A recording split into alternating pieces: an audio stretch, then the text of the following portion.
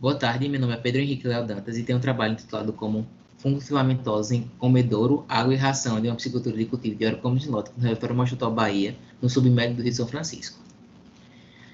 O Brasil ele proporciona condições favoráveis para a apicultura devido ao seu extenso potencial hídrico, e isso se vê à piscicultura. Em relação à teoapicultura, ela apresenta grande demanda no mercado, sendo apontado como um dos principais ramos da atividade aquícola no Brasil.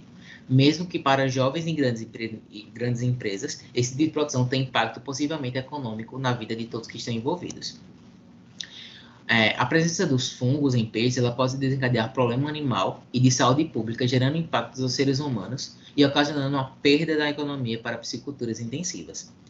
Em relação ao comedouro e à água e à ração, quando contaminados, tornam-se um dos principais meios de contaminação dos alimentos de origem pesqueira. E assim, este trabalho tem o objetivo de quantificar e caracterizar os fungos filamentosos no comedouro, água e ração de uma piscicultura hidrocromo do tipo tanque-rede no reservatório Mochotó.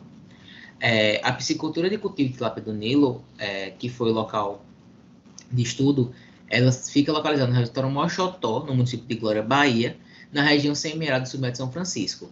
E a região ela apresenta clima BSH, árido quente, segundo a classificação de Cooper.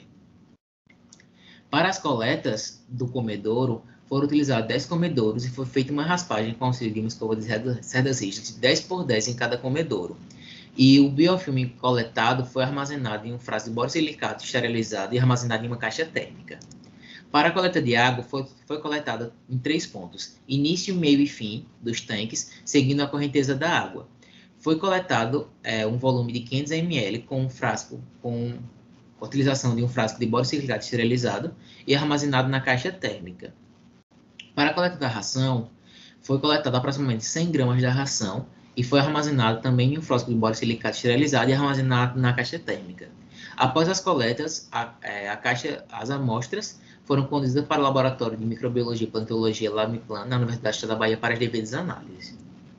Para o isolamento e a purificação e a preservação das tripes fúngicas, foram feitas diluições da ração e do biofilme do comedouro, e a coleta de água foi utilizada a amostra pura.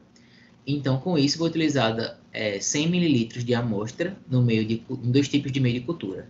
O BDA, que é o batata dextrose de agar, e o de saburro agar. Com isso, foram plaqueadas com auxílio de uma alça de Drygalski e inoculadas para o crescimento. Para a sua purificação e a preservação das tripes fúngicas, foram selecionadas cepas com uma sua maior diversidade. Com isso, foi retirada um fragmento da amostra com auxílio de uma alça e foram plaqueadas no mesmo meio de cultivo, tanto de BDA quanto de saburro, e assim para seu crescimento. Para os resultados das discussões, a quantificação e a caracterização dos fungos filamentosos no comedouro, água e ração de piscicultura de tilápia do Nilo.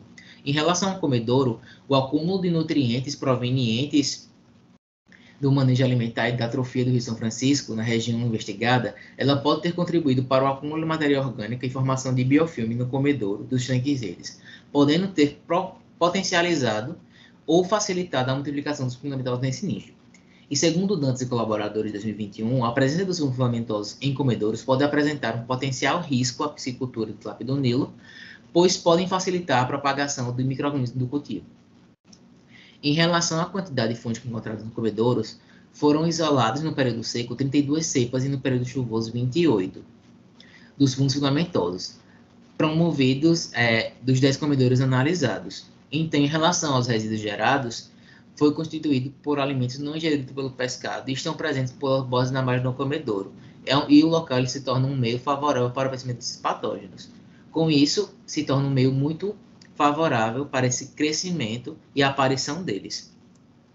Para a água, Fernandes, 2018, ao investigar a presença dos fungos em águas subterrâneas e superficiais das nascentes, observou maior quantificação fúngica de água superficial, dos fungos em água superficial. Isso porque está relacionado aos fatores externos, como atração ambiental e alterações climáticas.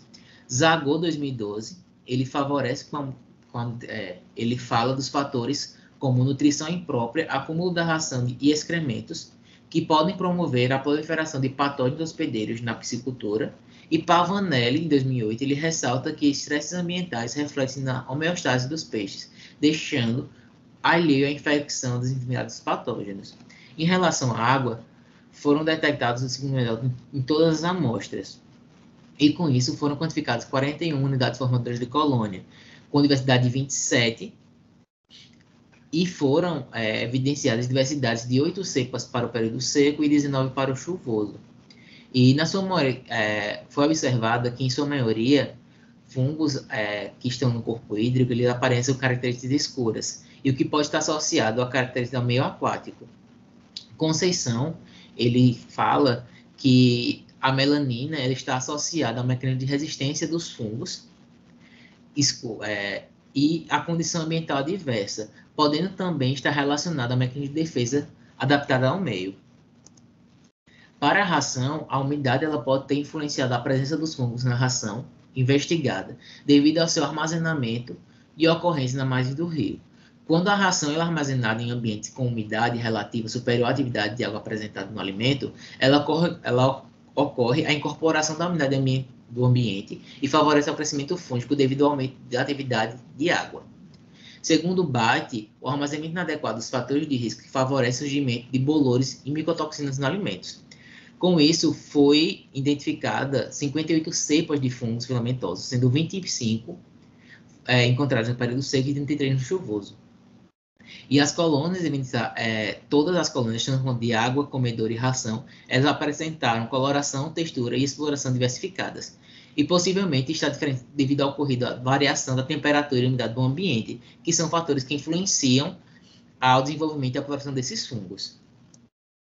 As conclusões.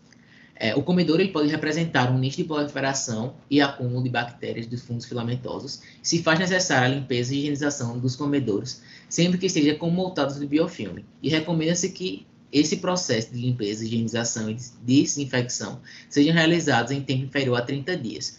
Nós aconselhamos em 15. A água de piscicultura de dióxido de lóticos investigadas pode representar um indicativo de proliferação fúngica, sendo o período chuvoso o mais comprometedor para a piscicultura. Alguns estudos ressaltam que o período chuvoso é o que mais aparece as unidades formadoras de colônia. Na piscicultura investigada, o local de armazenamento da ração deve receber uma atenção maior em relação à limpeza, ventilação, presença e sejam isentos de insetos e a possíveis vazamentos, devido à influência que os fatores podem acarretar na oposição do desenvolvimento dos fungos. E o estudo de fungos filamentosos na água de reservatório destinado ao cultivo de clapicultura tem um papel importante, pois contribui para a quantificação e identificação das idades fúngicas e predição de possíveis patógenos que possam interferir no crescimento, desenvolvimento e reprodução dos peixes causados em grupos de micro-organismos, gerando impactos econômicos ao piscicultor. Algumas das referências, e gostaria de agradecer à Universidade Estadual da Bahia, ao Centro de Desenvolvimento de Difusão e Tecnologia, ao Laboratório no Uniplan e ao evento do SEMAC por estar abrindo esse espaço para apresentar o trabalho. Gostaria de também agradecer aos coautores do trabalho pelo desenvolvimento do artigo. Muito obrigado e tenham uma boa tarde.